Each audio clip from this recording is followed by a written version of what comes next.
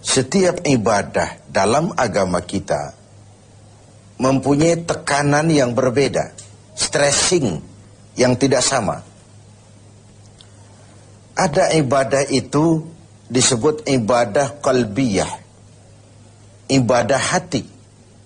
Anggota badan sekalipun tidak banyak ikut berperan.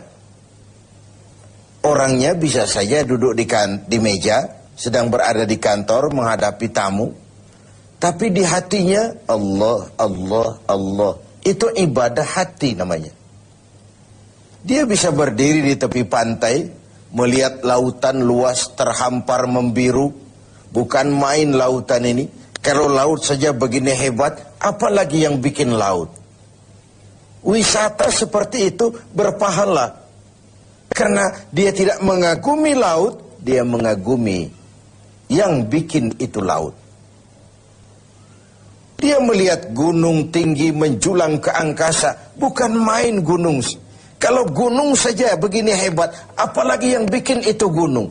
Dia tidak memuja dan memuji gunung, dia puja, dia puji yang bikin itu gunung. Wisata rohani namanya. Berpahala. Ini ibadah qalbiyah, ibadah hati. Zikir khafi, zikir yang tersembunyi. Tangannya nulis, ngadepi tamu, tapi hatinya subhanallah, alhamdulillah, wa la ilaha illallah, wallahu akbar. Zikir khafi, zikir yang tersembunyi, ibadah hati. Ada pula ibadah qalbiyah badaniyah. Selain hati, anggota badan. Harta tidak terlalu berperan, tidak terlalu berperan. Misalnya puasa yang sedang kita kerjakan ini. Asal hati berniat, badan mampu mengerjakan, ibadah itu sudah bisa terlaksana. Sholat, walaupun pakai ada unsur harta, tapi kan tidak seberapa. Sarung, penekanannya tetap hati dan badan. Ada pula ibadah itu disebut qalbiyah, badaniyah, maliyah. Hati, badan, harta. Semua komponen. Ini seperti ibadah haji misalnya. Hati berniat, badan melaksanakan, harta dikeluarkan, baru bisa terlaksana ibadah itu. Kurang salah satunya, sulit terlaksana. Hati kepengen betul pergi haji. Badan sehat. Uang tidak punya, selamat ngelamun. Uang banyak, badan sehat, hati tidak kepengen. Oh, liburan akhir tahunnya sih New York, London, Paris, Rome. Tapi ke Mekah tidak pernah sampai. Nah, yang mau kita bicarakan sore ini, ibadah yang justru tekanannya kepada harta, disebut ibadah maliyah. Ibadah harta.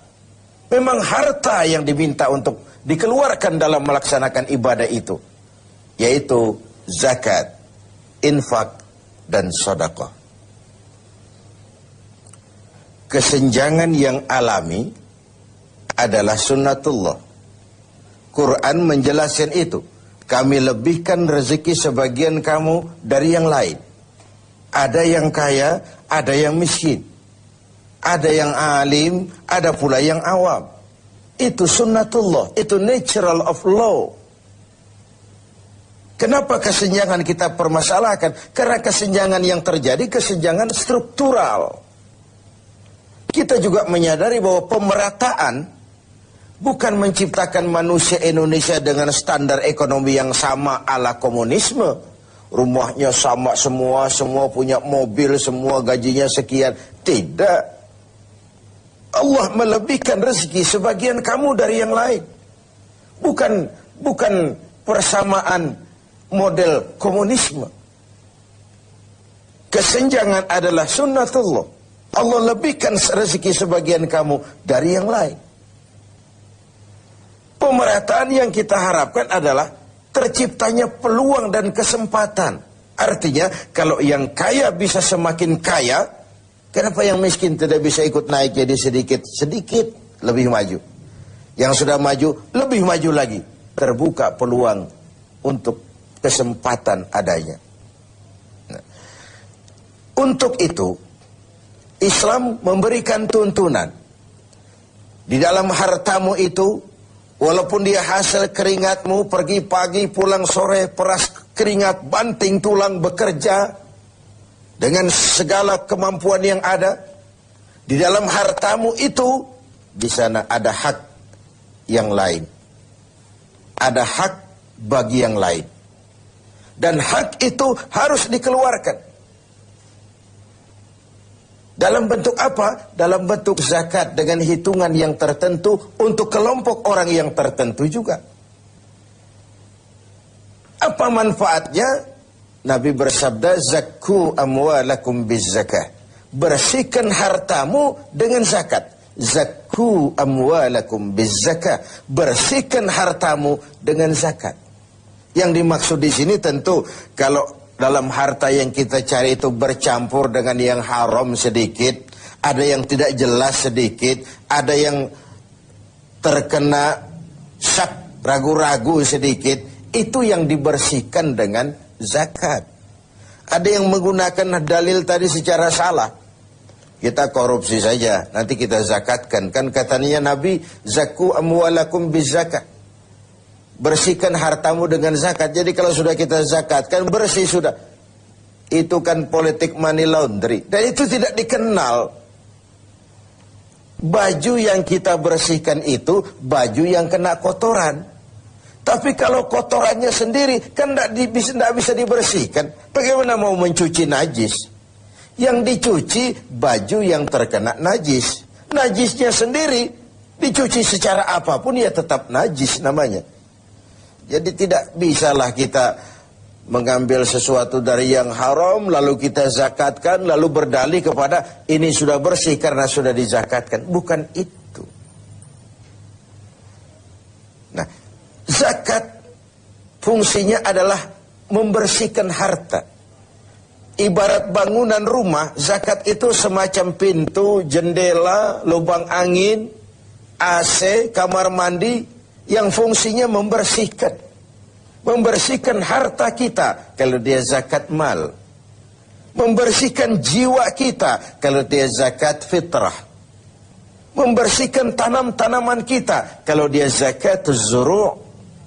Membersihkan barang tambang kita kalau dia zakatul ma'adin. Dan seterusnya, dan seterusnya. Nah, kalau kita tidak laksanakan, tidak kita tunaikan, maka Allah akan mencabut keberkahan dari harta yang kita miliki itu. Untuk zakat memang ada haul, ukuran waktunya, dan nisab, ukuran dari jumlah yang harus dikeluarkannya. Terikat dia oleh haul dan nisab. Sedangkan infak tidak ada nisabnya, tidak ada ukuran berapa harus dikeluarkan. Tapi dia terikat oleh sebuah kondisi. Objek sedang berhasil, rezeki sedang lancar, atau mendapat sesuatu yang rezeki yang tidak disangka-sangka, infak. Sedekah tidak terikat apapun, anytime kita bisa melakukannya.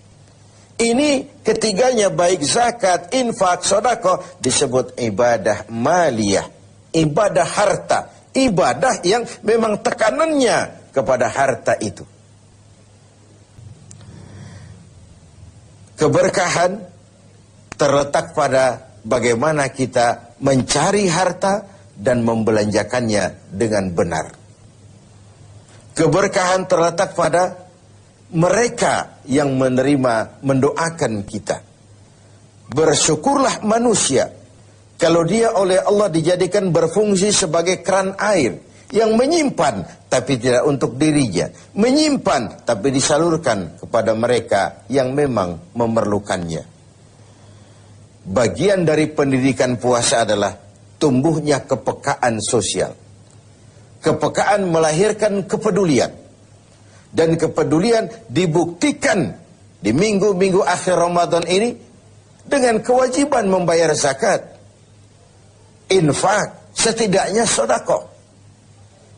Nah, pada sisi lain, ketika ada ajaran untuk mengeluarkan zakat, ini kan sebenarnya sudah anjuran juga dari Islam. Kau harus punya ekonomi yang kuat supaya kau bisa bayar zakat. Kau harus jadi berhasil, kau harus jadi orang mampu, kau harus mapan supaya kau bisa bayar itu zakat. Tangan di atas lebih baik daripada tangan di bawah. Memberi lebih baik daripada meminta. Walaupun kedua-duanya tentu kalau sama-sama ikhlasnya pun bukan hal yang hina. Ada kaidah lil wasail hukmul maqasid. Alat dan tujuan menduduki hukum yang sama. Kalau kita diperintahkan sholat dan menutup aurat lebih dahulu sebagai syarat sahnya sholat, kan kita disuruh sama dengan tidak langsung, kau harus punya industri tekstil, supaya haji kau bisa ihram, supaya sholat kau bisa pakai sarung, kau harus punya industri tekstil. Kau pergi haji kemana? Ke Mekah. Kau harus kuasai teknologi canggih, bikin pesawat, karena kau nggak mungkin berenang dari Indonesia ke Jeddah. Kau harus bayar zakat. Itu artinya apa? Kau harus punya ekonomi yang mapan. Kau harus berhasil supaya kau jadi pelaksana zakat, bukan penerima zakat. Kalaupun hari ini, tahun ini, berdiri pada barisan yang menerima zakat, tanamkan di hati, sekarang saya pada barisan yang menerima zakat. Saya akan berjuang sepenuhnya agar tahun depan saya pindah menjadi orang yang membayar dan mengeluarkan zakat. Semoga di akhir Ramadan minggu ini kita dapat melaksanakan ibadah harta sesuai dengan kemampuan kita masing-masing.